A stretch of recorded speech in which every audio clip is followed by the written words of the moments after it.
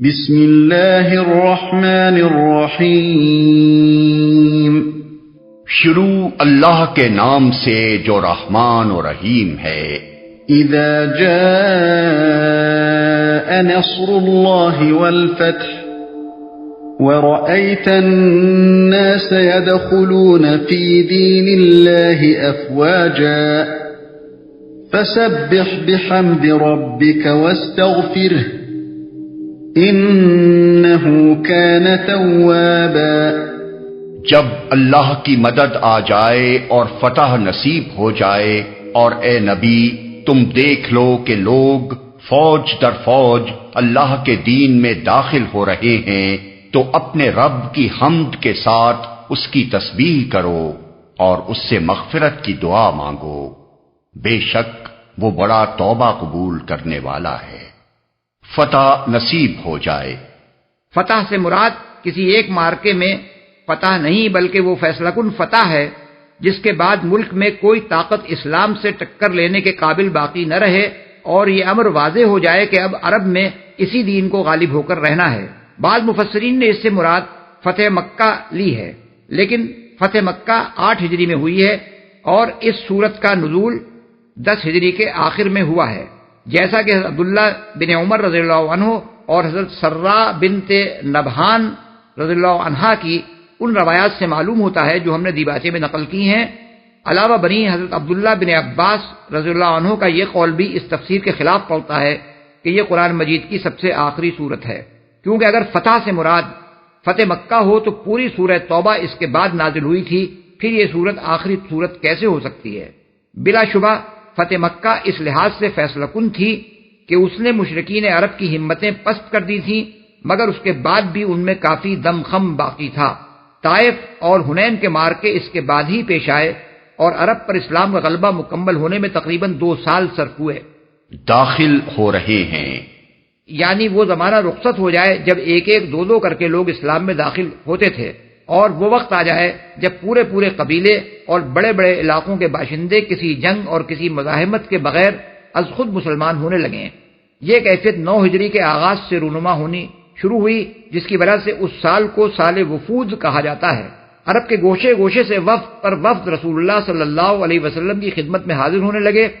اور اسلام قبول کر کے آپ کے دست مبارک پر بیعت کرنے لگے، یہاں تک کہ 10 ہجری میں جب حضور صلی اللہ علیہ وسلم حجۃ الوداع کے لیے تشریف لے گئے، اس وقت پورا عرب اسلام کے زیر نگیں ہو چکا تھا اور ملک میں کوئی مشرک باقی نہ رہا تھا۔ تسبیح کرو۔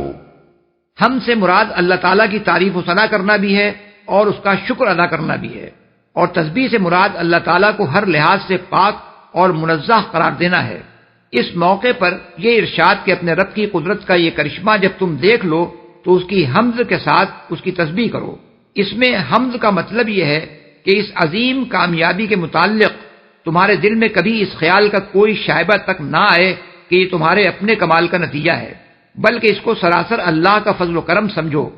اس پر اس کا شکر ادا کرو، اور قلب و زبان سے اس امر کا اعتراف کرو کہ اس کامیابی کی ساری تعریف اللہ ہی کو پہنچتی ہے۔ اور تسبیح کا مطلب یہ ہے کہ اللہ کو اس سے پاک اور منزہ قرار دو کہ اس کے کلمے کا بلند ہونا تمہاری کسی سعی و کوشش کا محتاج یا اس پر منحصر تھا۔ اس کے برعکس تمہارا دل اس یقین سے لبریز رہے کہ تمہاری سعی و کوشش کی کامیابی اللہ کی تائید و نصرت پر منحصر تھی۔ وہ اپنے جس بندے سے چاہتا اپنا کام لے سکتا تھا، اور یہ اس کا احسان ہے کہ اس نے یہ خدمت تم سے لی اور تمہارے ہاتھوں اپنے دین کا بول بالا کرایا۔ اس کے علاوہ تسبیح یعنی سبحان اللہ کہنے میں ایک پہلو تعجب کا بھی ہے۔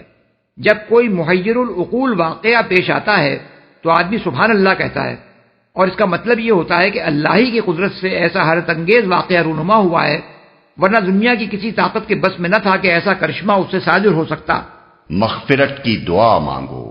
یعنی اپنے رب سے دعا مانگو کہ جو خدمت اس نے تمہارے سپرد کی تھی اس کو انجام دینے میں تم سے جو بھول چوک یا کوتاہی بھی ہوئی ہو اس سے چشم پوشی اور درگزر فرمائے۔ یہ ہے وہ ادب جو اسلام میں بندے کو سکھایا گیا ہے۔ کسی انسان سے اللہ کے دین کی خواہ کیسی ہی بڑی سے بڑی خدمت انجام پائی ہو، اس کی راہ میں خواہ کتنی ہی قربانیاں اس نے دی ہوں، اور اس کی عبادت و بندگی بجا لانے میں خواہ کتنی ہی جاں فشانیاں اس نے کی ہوں، اس کے دل میں کبھی یہ خیال تک نہ آنا چاہیے کہ میرے اوپر میرے رب کا جو حق تھا وہ میں نے پورا کا پورا ادا کر دیا ہے، بلکہ اسے ہمیشہ یہی سمجھنا چاہیے کہ جو کچھ مجھے کرنا چاہیے تھا وہ میں نہیں کر سکا، اور اسے اللہ سے یہی دعا مانگنی چاہیے کہ اس کا حق ادا کرنے میں جو کوتاہی بھی مجھ سے ہوئی ہو اس سے درگزر فرما کر میری حقیر سی خدمت قبول فرما لے۔ یہ ادب جب رسول اللہ صلی اللہ علیہ وسلم کو سکھایا گیا، جن سے بڑھ کر خدا کی راہ میں سعی و جہد کرنے والے کسی انسان کا تصور تک نہیں جا سکتا تھا، تو دوسرے کسی کا یہ مقام کہاں ہو سکتا ہے کہ وہ اپنے عمل کو کوئی بڑا عمل سمجھے اور اس غرے میں مبتلا ہو کہ اللہ کا جو حق اس پر تھا وہ اس نے ادا کر دیا ہے۔ اللہ کا حق اس سے بہت بالا و برتر ہے کہ کوئی مخلوق اسے ادا کر سکے۔ اللہ تعالیٰ کا یہ فرمان مسلمانوں کو ہمیشہ کے لیے یہ سبق دیتا ہے کہ اپنی کسی عبادت و ریاضت اور کسی خدمت دین کو بڑی چیز نہ سمجھیں، بلکہ اپنی جان رائے خدا میں کھپا دینے کے بعد بھی یہی سمجھتے رہیں کہ حق تو یہ ہے کہ حق ادا نہ ہوا۔ اسی طرح جب کبھی انہیں کوئی فتح نصیب ہو اسے اپنے کسی کمال کا نہیں بلکہ اللہ کے فضلی کا نتیجہ سمجھیں، اور اس پر فخر و غرور میں مبتلا ہونے کے بجائے اپنے رب کے سامنے عاجزی کے ساتھ سر جھکا کر حمد و تسبیح اور توبہ و استغفار کریں۔